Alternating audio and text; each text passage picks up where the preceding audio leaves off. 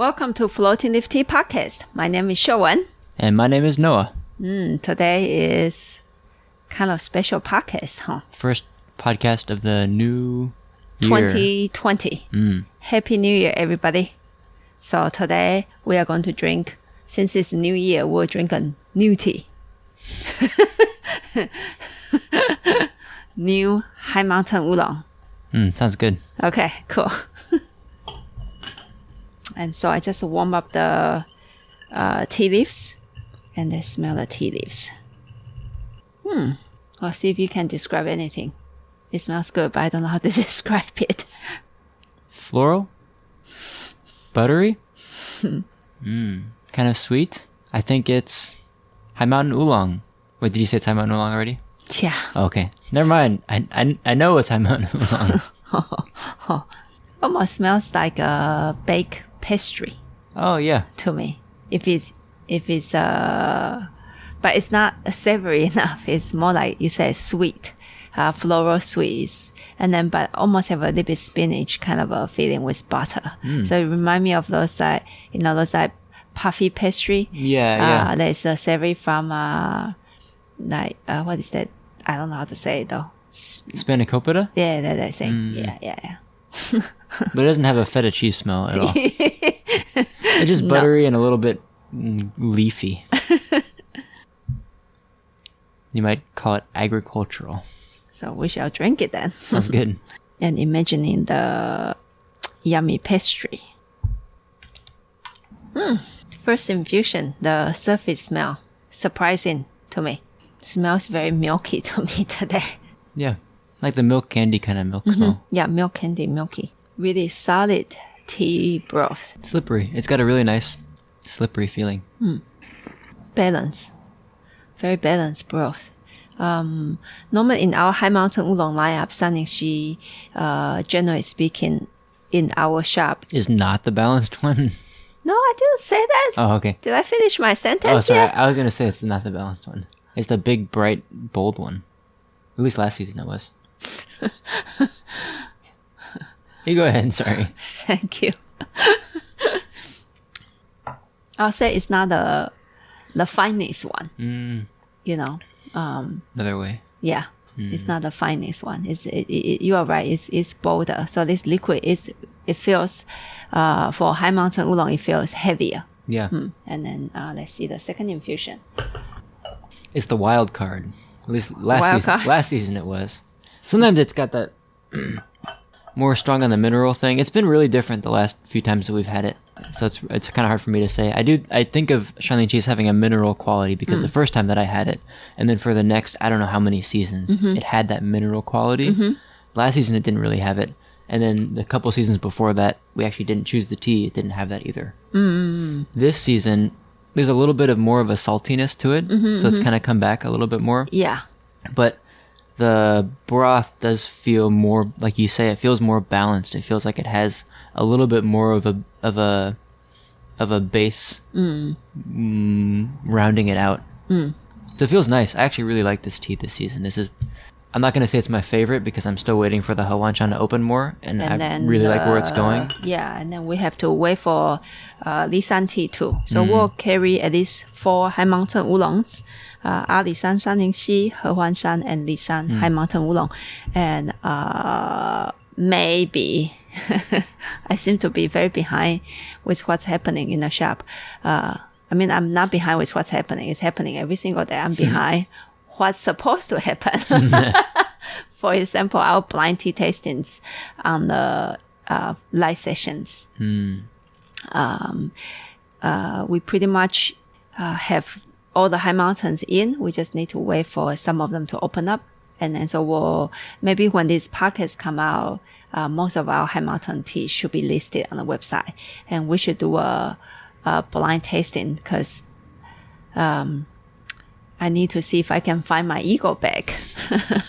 Remember last session I was like, 33% right, which in translation would be 67% wrong.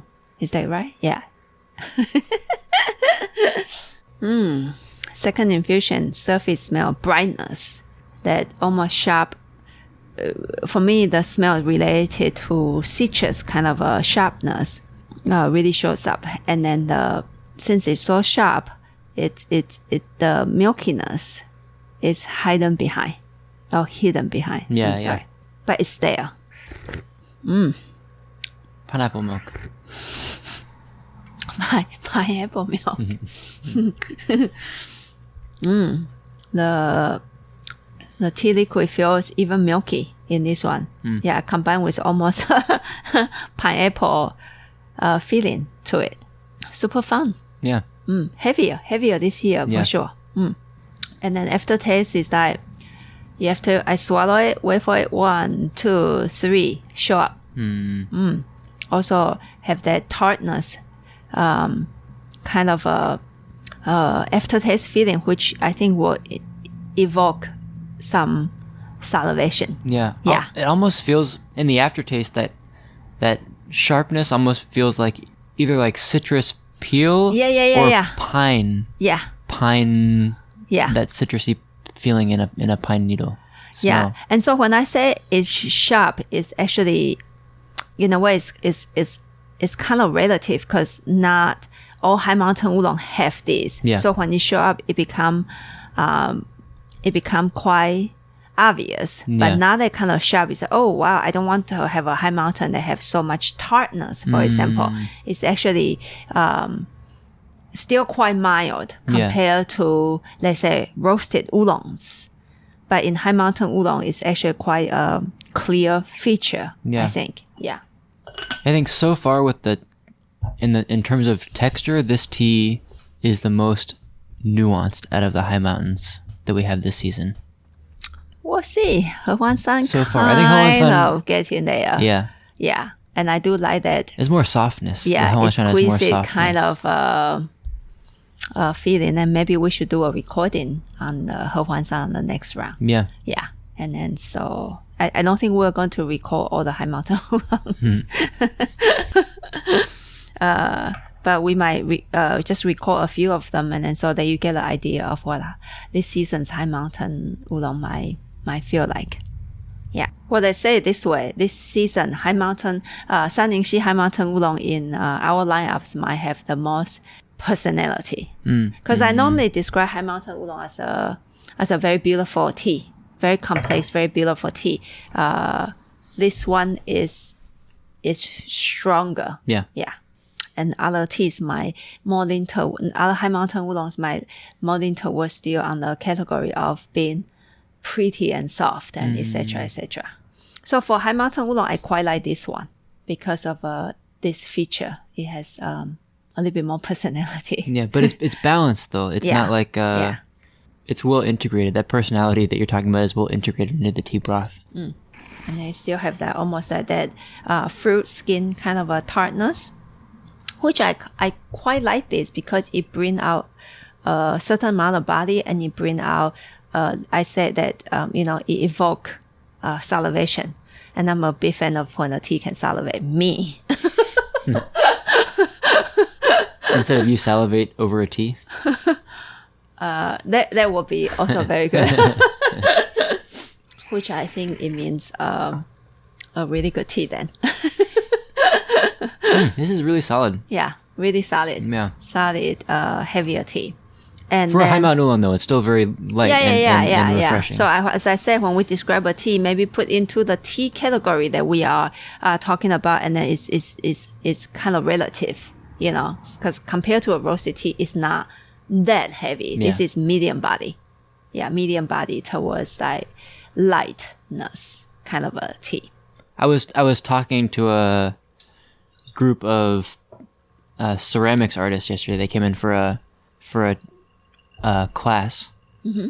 I had a lot of fun with this one guy. He says that he only drinks tea when his friend brews tea for him, and his friend was coming up from Humboldt, California. That was the other two people in the class. And he said he doesn't have a lot of experience drinking tea, but he has a lot of fun doing it, and he's like, I really want to get more into this. And I was talking to him about tea, and I brewed a baozhong and an OB for him to kind of show. OB means Oriental Beauty. Yeah, baozhong and Oriental Beauty. Sorry, forget who I'm talking to sometimes. And the idea, like we do in our classes sometimes, was to bring out the difference between notes without showing a huge difference in texture or the weight of the tea broth. Mm-hmm. And at first, like a lot of people, his impression of the Oriental Beauty, because it's a darker tea, is like, oh, this is a heavier bodied tea. This is a heavier tea. I said, I'm not going to tell you you're wrong, but wait for a minute. I'm going to brew you a dongding. Mm-mm. And tell me which one feels heavier when you feel it inside your mouth, the texture inside your mouth. Mm. And when I brew the dongding, it's oh, that's what you mean by heavy. Heavy, yeah. But I think that's really fun to see, like a tea like this compared to like maybe a competition style baozhong. They're both really lightly oxidized teas. Mm-hmm. The notes are more towards the young fruit, even floral side of the spectrum. Mm-hmm. But this one, it just has that much more weight. Yeah. To it, but still compare, like they say, 木扎铁观音 is a lightweight. Yeah. But compared to the same style teas, is a heavier weight tea. Yeah. And while Noah was talking about his experience with those 4 ceramic artists, I noticed the third cup, the aftertaste is quite long lasting and more on the fruity side rather than flowery side. Yeah, really nice, like juice, juice, fruit, and with a little bit that pineapple feeling really is quite clear this year. And as opposed to the Farmer's Choice Baozhong, which has a pineapple fragrance, this one doesn't have the fragrance of pineapple. It has more of the pineapple feeling, like that citrusy bite of a pineapple. Mm-hmm. Oh shoot! I was brewing the tea. Oh no! Long brew. Long brew. Long infusion. brew alert. Long brew alert. So, 2 things I want to say when you forget about your tea, okay, in a pot. First of all, it happens. Don't feel too bad. I've been brewing tea for years and it's still... Even Farmer Sue does it. Well, he went on renting like me though. And so he's like, Gongfu Cha brewing sometimes like 2 minutes. One time I reminded him and I knew it was 2 minutes because I was recording the thing. And I kind of just pointed to the pot. I said, would you like to decant that tea? And said, oh yeah, right. And I took a sip. It was strong and yet very drinkable. He was like, yeah, no problem. Dongding tea, no problem. So first of all, it happens, okay, to a lot of people. I am not encouraging this. I was hoping that you would say, good tea, no problem. That's my second point. Right. My second point. Don't ever judge it yet until you take a sip. Sometimes a very good tea will surprise you at this kind of brewing length, by the way. I actually had a tea like that in 2007. It's a high mountain oolong, Alishan, by a farmer that we call it Grumpy Farmer. And I soaked that tea for a long time and it surprised me. So anyway, I don't want to go on for this for too long. Sometimes do, put extra brewing tea time for your tea brewing on purpose and don't be afraid. Don't be afraid. Just taste the tea, okay? So now let's taste the tea. How many minutes is this? Whatever. Long. Citrus, milky. Pineapple milk. So this long brewing, a little bit bitterness and a lot of more dryness show up in the cup, but it's still moving. Yeah, it's still moving, still drinkable. Okay, and then I'm going to do 2 quick brewings on the last season's Shan Lin Xi just for a comparison. Why do I want to do this? Because a lot of you guys will ask me, in a shop or maybe not that much on internet. In the shop, people will say, "So what does it compare to last season's Los Angeles Mountains tea?" And to be honest with you, nowadays I don't really remember, so I don't have any memory power anymore. Usually when I write the description, I include a little bit of, compared to last season, this one was more this or less this. So maybe that's why people on the internet aren't asking as much. So, while I still have the tea, sometimes I don't have the tea. We sold out of the tea, so I don't remember. Now we still have some of the last season's Shan Lin Xi in the shop. So let me do a quick comparison right now, just in case you come and ask me. I'll be ready this time. Maybe. I'll tell you to refer to my podcast because I might still not remember. 有机的茶 Bug bitten tea. So we just took out some of the brew leaves from this current Shan Lin Xi. Sometimes when we buy tea, we didn't particularly ask if it's a organic tea. But we opened the leaves to look at it on this one, and some of these seems to have some holes to it, which I think is a good sign that bugs are chewing on it. Might be pretty good. And the thing about, from what I understand about Taiwanese tea farming, is that even if they do spray a little bit, they're not allowed to spray very much, right? Because of the government won't let them spray too much. Mm-hmm. So maybe these leaves didn't get as much attention, but yeah, for whatever reason, there's bug bites in them, which is cool. Mm-hmm. Yeah, none of our tea is certified here in America, but we are working on that direction to get more and more organically grown teas. And then I think on our website we'll say conventionally grown, not conventionally grown. Yeah, I usually say either conventional or unsprayed, or if it's wild. Yeah. Or what they call fang. I think maybe not old arbor. What do they call that in English? I don't know. Fang. I mean, someone grew it, but they haven't been taking care of it in the same way of, Yeah, like they might just weed, the surroundings of the tea. Permaculture. Okay. Yeah. Tea bushes, but and they don't plant other plants that work well to help the tea plant. Yeah, they don't spray for sure, and they don't actually introduce what is that? Fertilizer. Yeah. Even organic ones, they just let the plant do its own work. And then our Lala San Hong Shui will be a good example of that style of tea growing. So sometimes we'll mention that. So if you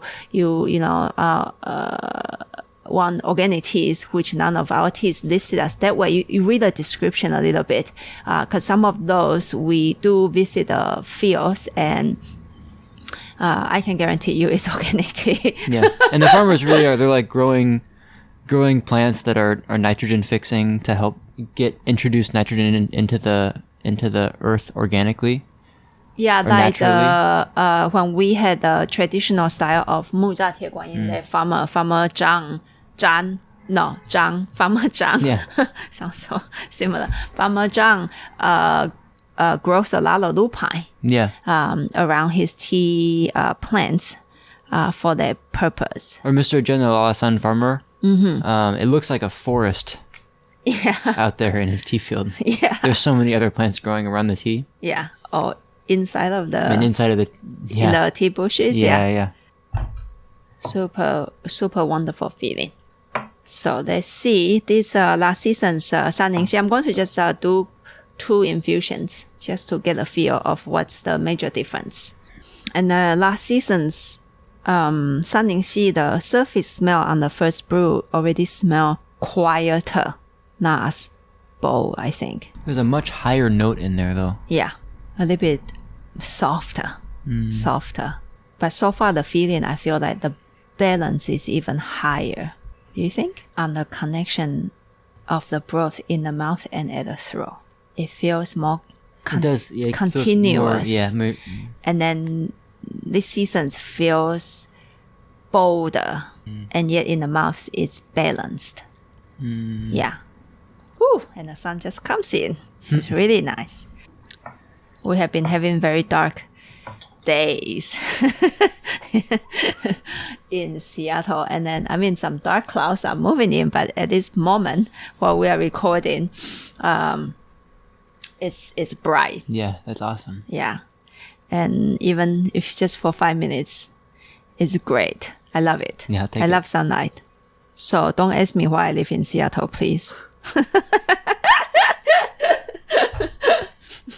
We should go on more hikes that go above the clouds. What? Gotta hike to the top of Rainier. Good luck. And then you can sell your... Oh yeah, my poor milk tea.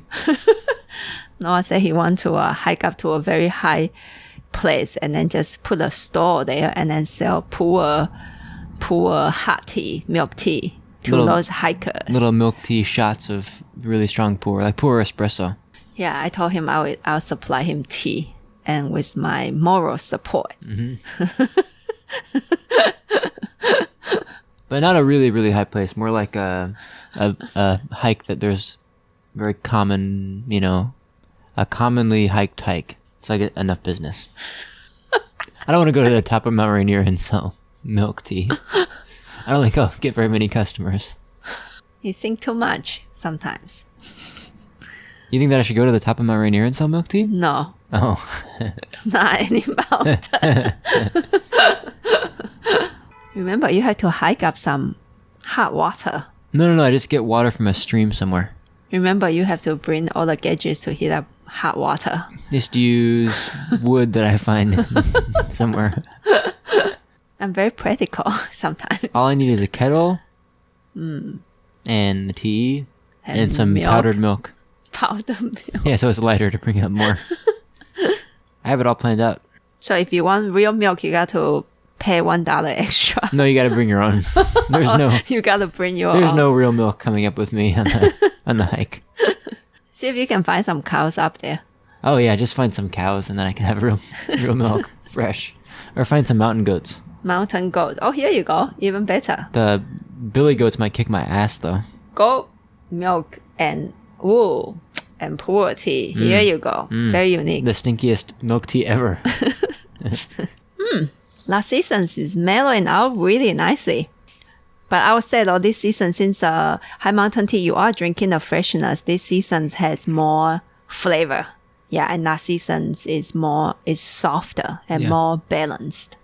Even more balanced than this season's. And then this season's has a really strong character, like that tartness, that pineapple thing. And if you ask me which one I like, at this moment, it's really hard for me to say. I think they both have very, so when I choose a high mountain oolong, of course I chose its overall balance and there should be a foundation. And out of that, I choose for each high mountain oolong, a unique feature, and then so Shan Lin Xi this year, then I chose for its boldness. And as you say, it's actually quite complex if you really look into that, but it's not fine. And sometimes for a high mountain oolong, I do like a little bit more exquisite fineness. So we'll see after we have all our teas come in, high mountain oolong in, and after they all open up, for the first round, when we just first had the Alisan and Shan Lin Xi in here, I do prefer Shan Lin Xi just slightly over Alisan because of the personality. But after, Li San and He Huan San get into the lineup, I can't say yet, but it doesn't mean that I always choose a more like bold high mountain oolong as my favorite tea. I think sometimes I actually like a really quiet one. Like for example, a couple of seasons I prefer He Huan San because of that exquisite complexity in a very quiet way. I actually love it. High mountain oolong that way. And yet at the same time, for example, Dongding, then I love drama. I like actually a Dongding that is very bold and very dramatic. So last season, this season, which Shan Lin Xi do I like? I don't know. Do you have a preference? I think that I actually like this new one a little bit better. I do enjoy how this is mellowed out over time. So if you ask me which one I would prefer to drink, I'd actually probably prefer to drink this one. But the tea base, I actually think I prefer the newer one because it has more of that stimulation happening. Yeah. Like salivation is really strong because of the tartness in that fruit effect. I feel that it has more potential in 6 months after it's had time to mellow out to maintain more texture after it is mellow. This one feels a little bit, it does taste really nice. Yeah. But it doesn't have as much of that stimulating effect, which I like in a tea to have a little bit more to start with, so that the kind of story after that is longer and a little bit more nuanced. Excellent. And everybody's different, when it comes to High Mountain Oolong. Like when the new Shan Lin Xi and Alishan came in, a regular customer came in and pick up a bag of each, and then he immediately tried the afternoon after he left the shop, and he wrote us a message telling us that he prefer Alishan slightly over Shan Lin Xi. So you see, and I prefer Shan Lin Xi slightly over Alishan. Well, Alishan has that sweetness and the floral character, which is really nice. Yeah. And so I do love Alishan tea. I think I'll always Alishan tea was the first tea that I ever drank that was not from a crappy tea bag. So I'll always have a special place in your heart. Yeah. I have history with that tea. Oh. Yeah. Even the roasted ones, I feel there's a little bit of that Alishan character that really gets me happy. Excellent. So I think it's a pretty nice session. And I'm very excited with year 2020. Hopefully in the next few months, we'll be launching our very delayed live sessions on the blind tasting sessions. So you think about doing a blind tasting with High Mountain? High Mountain, and then what is that? Hongshui Oolong. Yeah. That might be a little while. Yeah.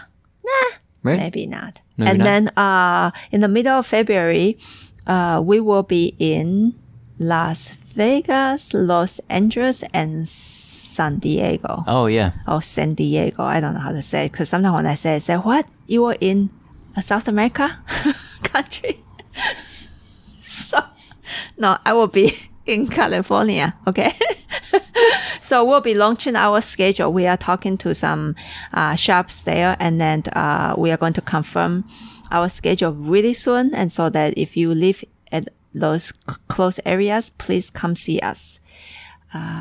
So that's very exciting to us to be out and then see some of you in person. And what else?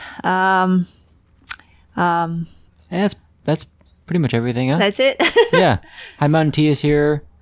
Baozhong Tea is here. Baozhong Tea is here. Yeah. And all the rest of the tea lineup, our Dongding, H Oolong, what else? They are all here. Hongshui should be in here soon. And then, so lots of teas. And then, so check back to our website from time to time, floatingleaf.com.